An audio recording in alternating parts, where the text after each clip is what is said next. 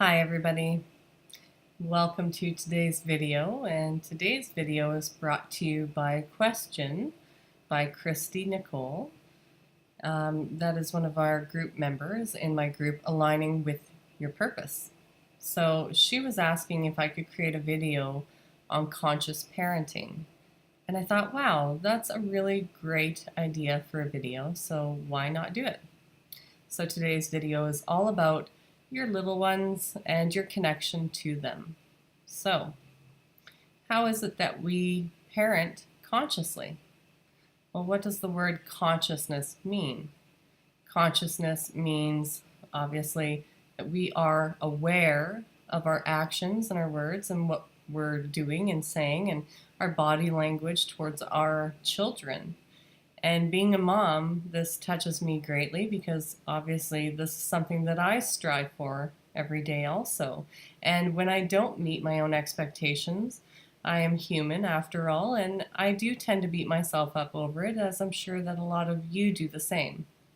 First of all, we have to learn how to stop beating ourselves up over the actions and the decisions that we make, because that in itself plays into a negative role with our own children. And if we can't pull ourselves out of that pattern of beating ourselves up over maybe losing our patience or even our temper with our children, then they see that and we are role modeling for them. So they look up to us as the example.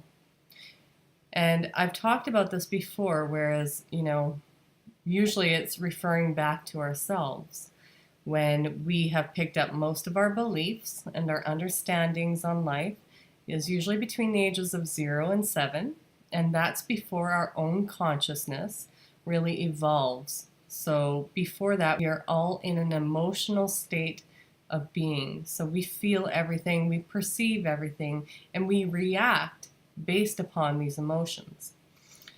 So knowing that, knowing that we've picked up all of this in our own childhood between these ages, then we also know how that's going to reflect upon our children. And being that we are their role models, it's very important for us to try to remain conscious as we are parenting. Some of the ways that you can consciously parent your children is understanding that your children are going to mirror or mimic you and your partner, or just you if you're a single parent. Now, we all know, for those of us who have more than one child, there's always one child who is pretty much exactly like us. And we think that it's just because they came from us, they came from our bodies, so they must be like us in their temperament. Or there's one who is exactly like your partner. Well, in fact, what's going on here is that they are just simply mirroring. So your children have actually come here to teach you. And that is really, really difficult for us to process because we have been raised in a society where we have the fundamental belief that it is our job to raise these children, to teach these children, and educate them in the world. But yet, these children, these star seeds, have come into our lives to teach us. And that's not to say that you shouldn't parent, that you shouldn't set healthy expectations and boundaries for them, because they need that to develop properly. They also need healthy expectations and boundaries in order to feel secure. So they have actually come here to teach us to evolve. And even when they are just infants, and you think that, babies cannot communicate, and they're not communicating by words. No, definitely not. But they are communicating to us on an energetic level, which is teaching us something about our own energy. As they get older and they're throwing temper tantrums and things like that, this is where you might get it a little more confused, because obviously that's sparking something in you unless you have all the patience in the world. And often parenting, you understand that, patience can be worn down over time if you're not careful. Your patience can go right out the door as of 5 o'clock. And I'm no exception to that rule. I can get worn down by my two children. I take care of my children all by myself for the most part. My partner is away all the time for the last 5 years. So therefore, I'm pretty much mom and dad. So I can get worn down much faster. If you have two partners involved, it's a little bit easier. You can take breaks and switch between you if you need to. But understand that when they're going through these situations, everything that they're doing that perhaps you don't like them doing, that makes you maybe feel like you need to exact some sort of control or lose your temper or show some extreme emotion, because what's happening is that they're mirroring something in you that triggers you. And that's why you don't like it. That's basically how that works, is that they're showing you some aspect of yourself that hasn't been resolved. And the reason it hasn't been resolved is because you have experienced what they call developmental trauma. And developmental trauma is when something happens to you at a young age that keeps you at that age, especially if it's a repetitive thing. So if you have experienced, let's say, a parent who has been demeaning you, or who keeps you from advancing because they're always making you feel like you're not enough, in that situation, you would experience developmental trauma. And you, even though as you're growing into an adult, you would still be stuck there on an emotional level, and your ability to process and to react in a calm way would essentially be non-existent at that point. And that's simply because you have been traumatized into staying that child. And that's why we all have this inner child work to do, because we have experienced trauma, and it can be a wide range of different experiences that create developmental trauma. But because we are so much on the emotional plane when we are children and we cannot process it, it's easy for us to get stuck there. So when your children are doing something that you absolutely can't stand, maybe they're just being really loud, or maybe they're being obnoxious, maybe they're harassing you, these are tendencies that trigger us, which really reflect our own inability to treat people in our environment with the full decency and the love that we would expect. But we expect it because we're adults. So we expect to be treated that way, when in reality, we need to look at, are we actually treating our children that way? And this might be hard to stuff down and to process, because we want to think that, we are good parents. And I'm not saying you're a bad parent. Definitely not. We all have our backgrounds, and we're all living from those backgrounds until we can detach from their story. But until you have detached, there is some sort of passing down of our own patterns and our own emotions and our own traumas. And to be a conscious parent means to accept that you have been disabled at some point in your life, and to go back and look at those things. And it's really easy to look or to understand where those things are coming from when you see your child struggling at something. When they're struggling with something, or they are acting in a way that you feel is inappropriate, then you know where to look within yourself. And that is what conscious parenting means. It means that by looking at your mirrors, and perhaps one of your children is more like your partner, by looking at how they are acting, you can see how your spouse is also suffering. Because that's essentially what's going on, is that you're still allowing yourself to suffer, or your partner is still allowing themselves to suffer. And by understanding where everybody is coming from, you can resolve it. How do you resolve all of these behaviors in children who are in your environment? Especially the young ones. Because they are just simply mirroring you between the ages of 0 and 7, they're just mirroring what you're doing or what you're not doing for yourself. In that situation, when you resolve these things within yourself, they resolve themselves also. Because when you can come to a point where you have found that trigger and you have treated that trigger and you have healed that aspect of your inner child, then there's only love there.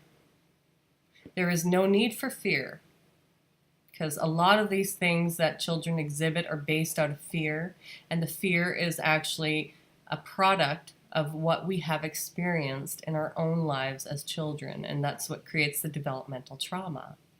So when we resolve that, our children have no need to feel our fear. When we stop exacting control over every single thing that our children do, then they no longer have a need to pick up on our fear. You see how that works?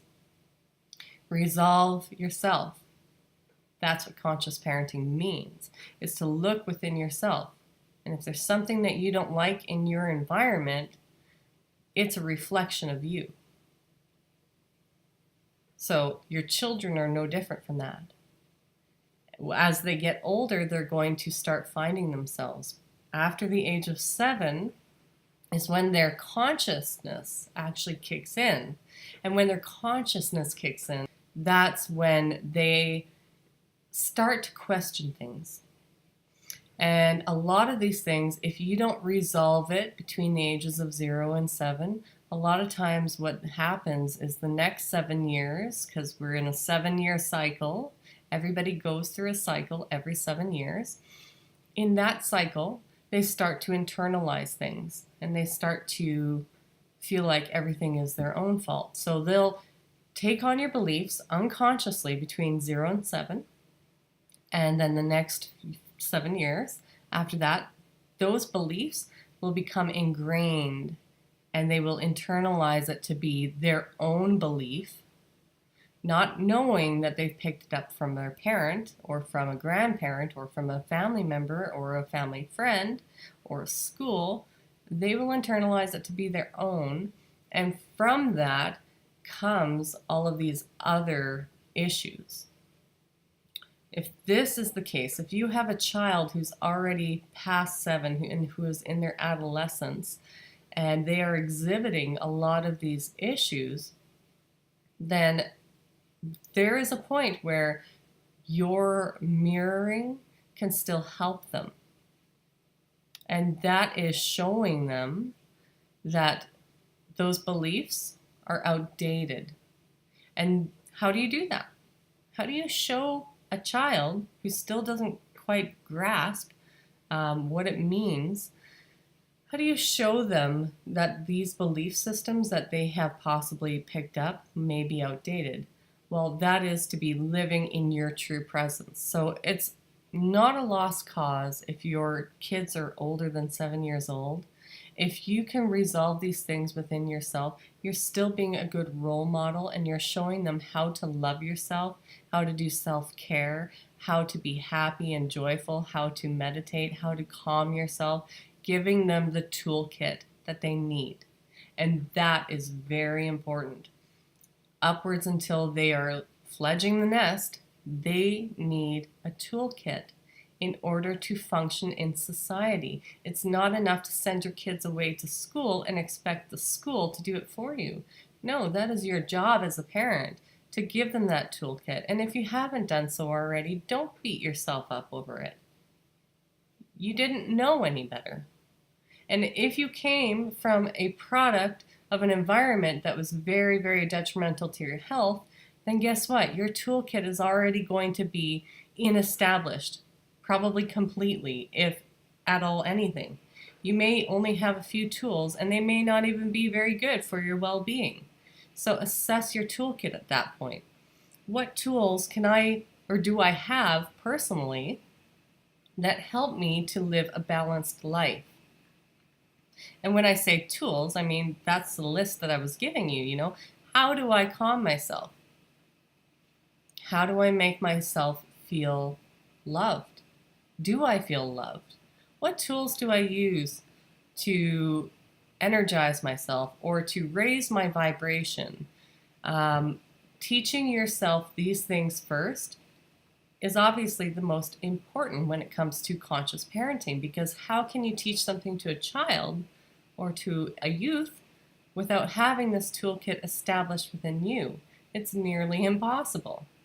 That's like being a hypocrite, essentially. And your teenagers are going to call you on that. And you probably already know that if you have a teenager. They're going to call you on your bluff because you don't know what you're talking about.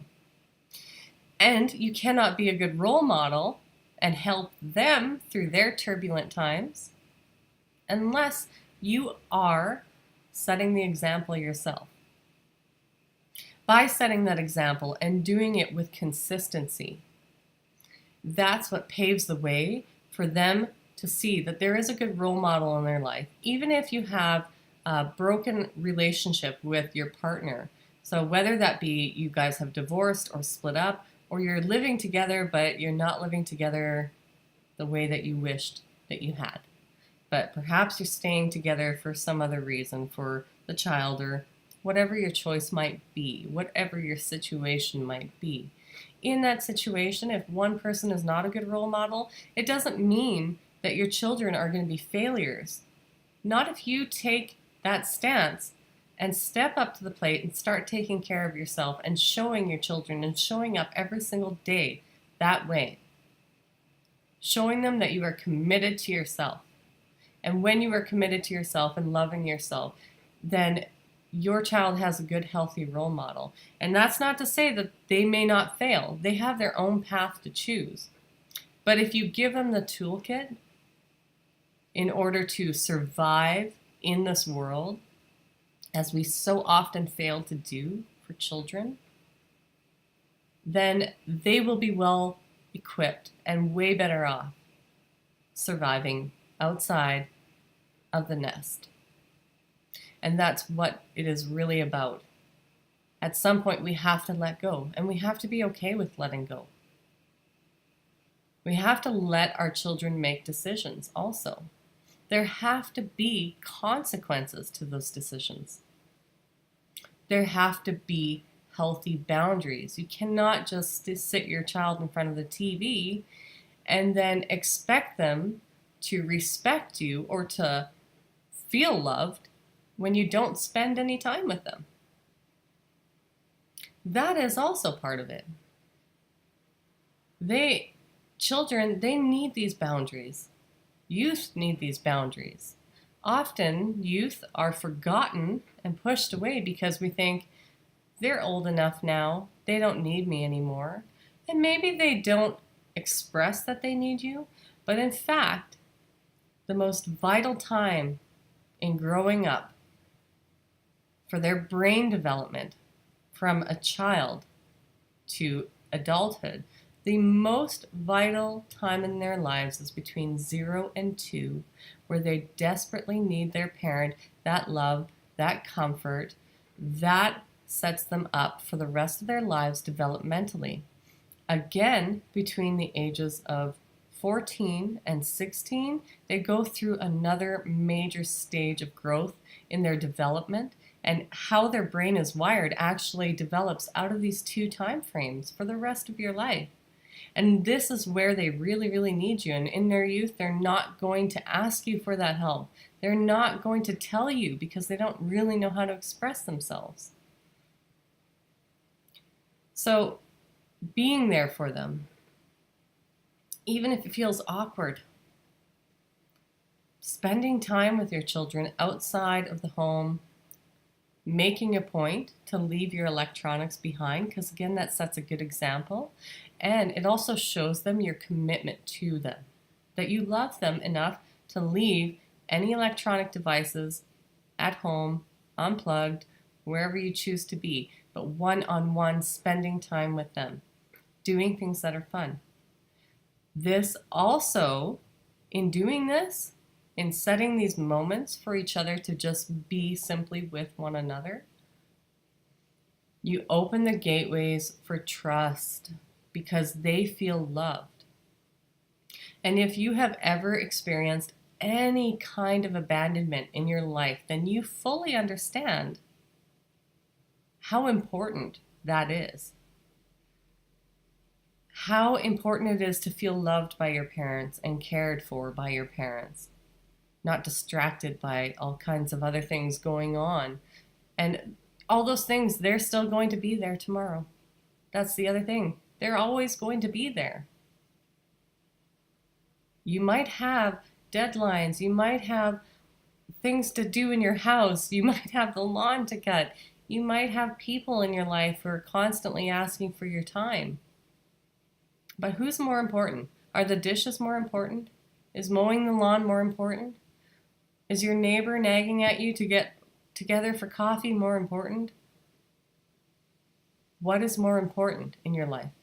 Raising healthy children into adults who are prepared for life, or scrubbing and dusting?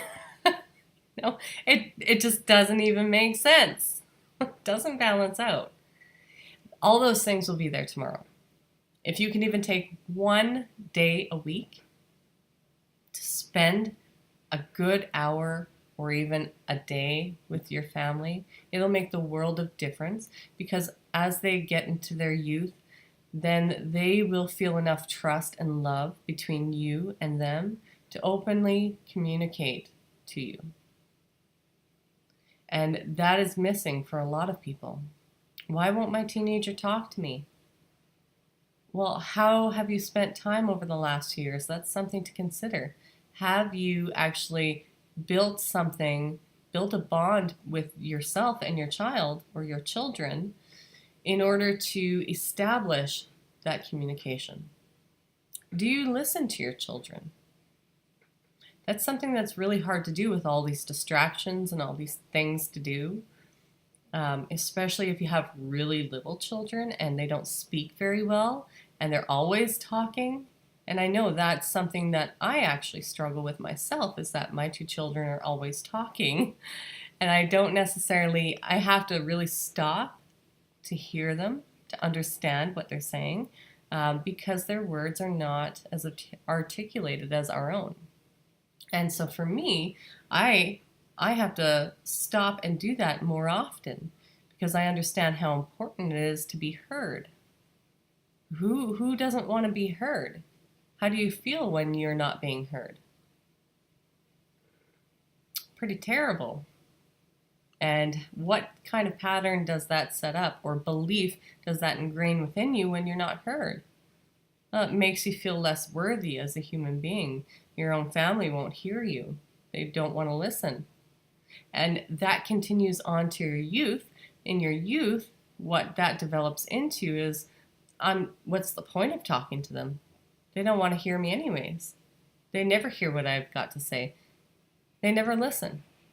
And then they get into trouble and they can't communicate to you what's going on, or they're getting bullied at school and they can't talk to you about it because you've never been there for them. And I know this firsthand. I went through that in my own life, and I recognized that I continued on that pattern with my own children. And being conscious means that now I have to strive every day to counteract that pattern, because part of it is learned and it was mirrored, right? And then I teach that to my children if I don't listen and I don't pay attention. And it doesn't mean that you have to listen and stop all the time. No, sometimes you have things to do that you absolutely need to do. And that's okay to set healthy boundaries with your children.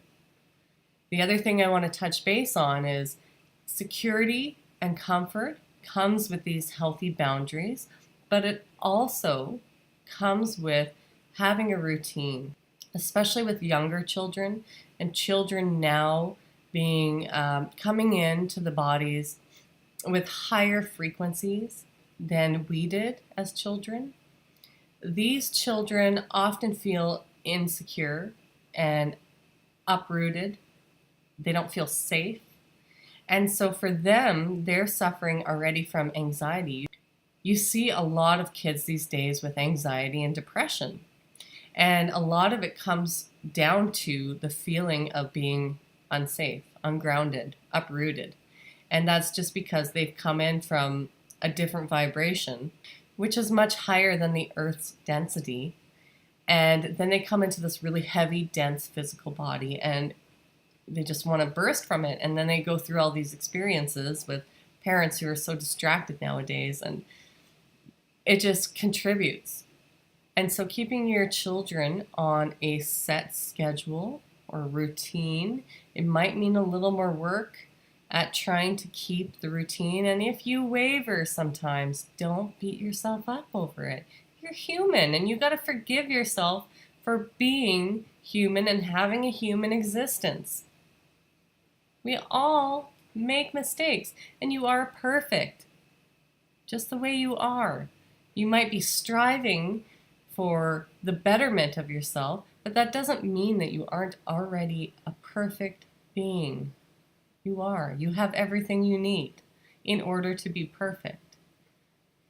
It just means that you are human and your conditioning is something that you're moving past. So trying to keep some sort of a semblance of a schedule in a really chaotic environment is really important for these new children, for the indigos and the rainbow children and the crystal children, because they are already feeling very insecure. And especially indigo children, they feel the most uprooted and the most unsafe, and they need order in order to feel secure. My daughter, for instance, she needs to know what I'm cooking. And that for me is really difficult because I'm an indigo and I grew up as a planner and everything needed to be known. And then I experienced abandonment and misplacement or displacement in different places. And I got moved around and shifted a lot. And so for me, having some sort of routine brought comfort. So I understand it. And for her, it's the same. She wasn't moved around a lot or anything, but she came into this body already feeling that way. And for her, she needs to feel secure. And how she does that is by knowing what's coming next. And your children, you may have noticed that a lot of your children are like that, especially the younger ones coming in now. And the last 8 years have been an influx of these really highly evolved children. And so when you have them coming in and they're having problems with anxiety, then try to help them with their anxiety. Teach them mindfulness. Teach them breathing techniques. Teach them meditation. Do home yoga. Actually, on YouTube here, there's a fantastic yoga program for children. And it's called Cosmic Kids Yoga. And I do it with my kids even. And even my 2-year-old, when he was 1 even, he was doing it. And they're short, they're great, they're adventures, and they keep the frame of mind connected to what they are doing because they don't do your typical yoga poses for a really long time. They move quickly through the progress and the process of this yoga program, so it's really great. But teach them these things, and also teach them self-soothing techniques. So give them some control over their own emotions by teaching them how to soothe themselves instead of always coming at you, because obviously that's one of the things that wears you down. It wears you down on a mental level and then an emotional level and then a physical level. If your children are always at you, it feels like they're harassing you. By teaching them ways to cope and deal with their emotions on their level, then you set them up to take control over situations in their own lives. Teaching them that they have responsibilities over their own emotions and that they need to learn how to settle down in a situation that may not be conducive to them. But these children really need to know more about what's going on. With these children, it's not enough not to answer their questions either, because that leads to more insecurity. It leads to more confusion because they come in knowing so much more than we did. They come in open. And it's through education and systems that they are reprogrammed. So if you want to consciously parent your children, then be aware that you will have to be proactive in answering these questions as they come up. And when kids are around 4 years old, they ask repetitive questions over and over and over and over. And well, you answer the question and it's like, well, why? You answer that question, well, why? There's a reason for that. And they are really making the connections between what they truly resonate with and they already know on a profound level that they just can't remember, but they know. And so when you tell them an honest response that's age appropriate, then they can make that connection and it highly resonates with them. If you lie to them, even if it's a little white lie, that sets them up for failure. And being a conscious parent means that you need to be completely honest with your children for any question that they ask, especially if it's around how you feel. Because these kids know, they feel you. They know every emotion that you were going through. And I made this mistake. Before my awakening, I was going through something, and I remember my daughter, who's an indigo, feeling me. And I could see that she was looking beyond me, but I couldn't understand at that point what she was doing. And she asked me, Mama, are you sad? And I said, no, I'm not sad. Are you mad? No, I'm not mad. But I was. Ooh, I was mad and I was sad and I was holding it back for her sake. But guess what that did? She lost trust in me at that point. And that's what happens is your children will lose faith in you if you are not completely honest with them, especially around your feelings or anything. They know. And they resonate at a higher frequency than us, and they know things that are beyond our understanding.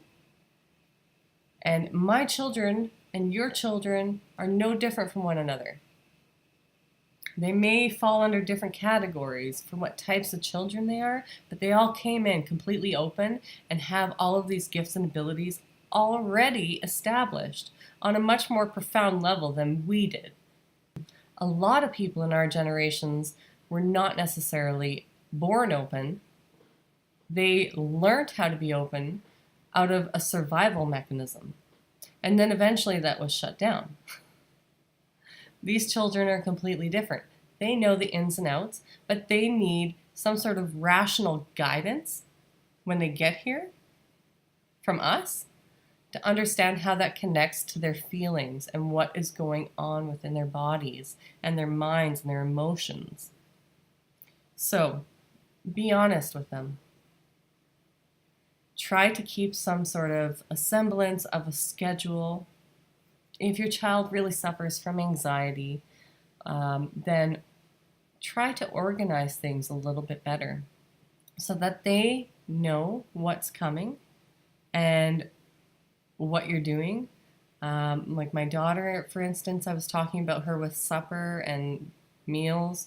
It's not just meals. She needs to know what we're doing, what I'm doing, what the plan is for the whole day. And by communicating that to her, even though it's so hard for me to do, because at some point after my awakening, I went, I can't do this anymore. Like, nothing I'm planning is working out because I'm over planning and I'm being over cautious. And I threw caution to the wind and I let it go. But then I have my daughter and she needs to know everything. So it brings her safety and security. And there is a lesson in that right there. Because in essence, she's still mirroring aspects of myself that I still need to resolve. Throwing it away just doesn't do it, right? You can't just say, okay, whatever, I ignore it. That doesn't work. You need to look at it and resolve it. And I know that'll help her if I resolve my own fear, right? So those are some of the things that you can look at. When it comes to your teenagers or your pre-adolescent, then they also need healthy boundaries. But at some point in your child's development, and I actually started with our children when they were young, like when they were 2, you have to give them choices. So not only is it important to balance your social time with your children, it's also really important to balance their own ability to make decisions, because they are very aware already. They need your love, they need your guidance, but they don't need you to overprotect them. They don't need you to take all of their choices away. They need to be handed responsibilities. And you know, in our family, we actually expect our children to do chores, you know, for their age capacity. We don't expect them to clean the whole house. No, good heavens, they're children. They need to play too. But they do need to learn that their life here does come with some responsibilities. But with fulfilling those responsibilities, we don't give them allowance. We don't give them allowance for doing chores. No, instead we give them money allowance every week in order to learn about money so that they don't repeat the same mistakes as we did, those of us who didn't learn proper money management as children or growing up from our own parents. They get to make those mistakes early on. They get to go and buy some crappy toy that was made in a third world country that's going to break in 10 minutes. And they're going to spend their whole allowance on it. And when it breaks, guess what? They learned a very important lesson. Would you rather spend that money on something that is going to break down even after I have explained to you that there's good potential it would do so? Or would you like to spend your money on something that really means something to you that will last? Or would you like to spend your money on something that would bring you a lot of satisfaction, so some sort of experience? Or would you like to save that money and invest it into something else, like a bicycle? You know, these are lessons that they need to learn. Giving them some chores and some responsibilities shouldn't be tied into money, but it should be expected that your children help you out in the house because they are helping as a family unit. It's not that you place upon all these expectations of your children to contribute just simply because they're your extra hands. No, it's because you are working as a family and you're teaching them what teamwork really means. And so you give them tasks and you give them little responsibilities, but you help them out if they need your help. And you teach them how to do it, and you teach them how to do it properly, but with kindness in your heart and with love as you're teaching. You show compassion for their weaknesses because they are learning and they don't know what their strengths are yet. And they're children.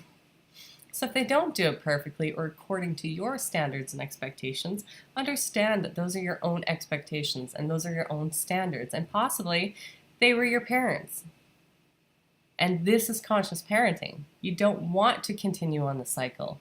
So let it go. If your child sweeps the floor and leaves food all over the floor, Let it go. They helped. Be happy and be encouraging. And most of all, be a good role model. Be there beside them, doing it with them. Get them a little broom while you use the big broom. Let them have fun with it. Have fun with them. Crack jokes. Sing songs. Make it fun. But let them know that it is a part of their contribution to this family. By being in this family, we all work together to make this house, to keep this house, maybe to prepare meals. Get your children involved. They want to be involved. They want to be involved with the things that you're doing instead of isolated. Because the more you isolate yourself from your children, the more they're going to crave that love, and the more they're going to seek elsewhere when they're older for inappropriate types of love. Because they're seeking to fulfill a void which doesn't need to exist in the first place. Another thing to consider is these decisions. Okay, so when I was talking about giving your children choices, I'm not saying giving them a lot of choices that you don't agree with. That's not your job as a parent. But your job as a parent is to raise healthy children who don't feel the need to have control over every aspect of their life because you took it away from them. No, when I talk about decisions, and I was talking about, we started at the age of 2, giving our children decisions. It would be as easy as, all right, well, here are 2 shirts. Which one would you like to wear?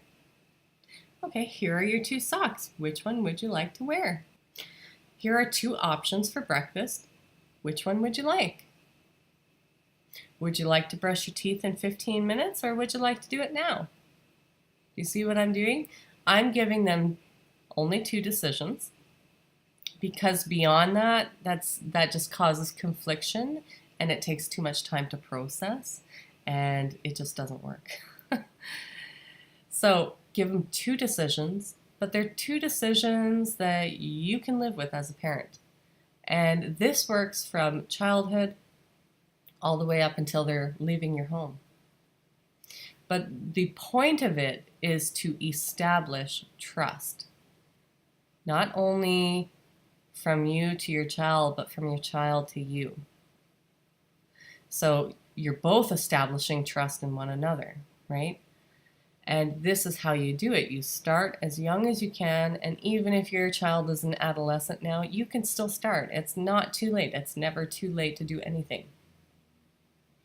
But if your child is a youth, then you may want to sit them down and say,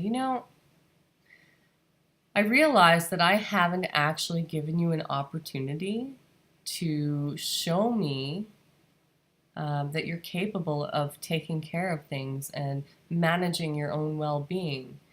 And I haven't given you the opportunity to establish that trust between us. And I think now would be a good time to do that. What do you think about that? And then figure out some things that you can do in order to establish that trust, or give them some power over their own lives, because that's what it is they need to know that they have control over their own lives. Otherwise, they're going to seek it in relationships later on from other people, or they're going to manifest relationships, whether that be from their friendships or their actual relationships. They're going to manifest people who are controlling them because they don't know how to take control of their own lives. They don't know what healthy boundaries look like, and they don't know how to make decisions for themselves. So in that, if you don't know how to make decisions for yourselves, then guess what you attract? Teach your kids now how to make those decisions and give them control over their own lives. And you start little, and every year you give them a little bit more. And you call it. You're the parent. You get to make the choices. Never pick anything that's not going to work for you. But pick things that are going to work for everybody. And only pick 2 things. Only 2 choices. And ensure that your youth are starting to learn how to take care of themselves and fledge that nest by gaining trust and gaining responsibility more and more and more. This is the platform to letting them go. And it's not that you're letting them go forever. No, if you do your job right and you are a conscious parent and you do look within yourself and you do hand over that trust and that power to this being who deserves it, instead of taking it away, you have a healthy and happy adult. And it doesn't mean that they're not still going to have their emotional traumas and their experiences and go through hard times. No, we are human after all, and we all grow through these things. It doesn't mean that your family is always going to stay together. Sometimes families break apart, and that causes a lot. But if you stand strong in your own convictions and you teach your children what it means to be healthy and to be happy and to take responsibility and to love yourself no matter what, if you set them up with the proper tools and equipment to go out there, then in the end, you've done your job. You've fulfilled your karmic contract with your child. And from there on, it's their choice to use it or not to use it. But you can rest every night knowing that you have fulfilled your obligations as a parent.